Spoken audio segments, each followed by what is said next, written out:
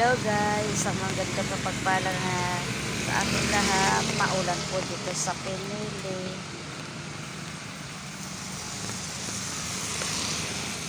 Huwag po natin kalimutan na magdala ng payong at kapote. At yung mga bata po dyan na tatawid po ng kalsada, kailangan po na alalayan po natin silang tumawid. At mga bata nga naman,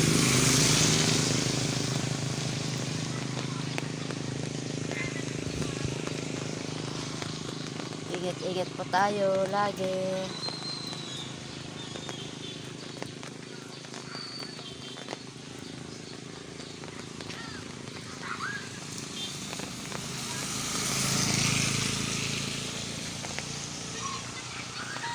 Mga excited ang mga bata ngayon dahil pasukan na naman.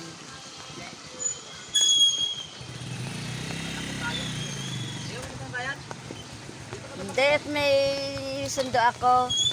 May sundo ako.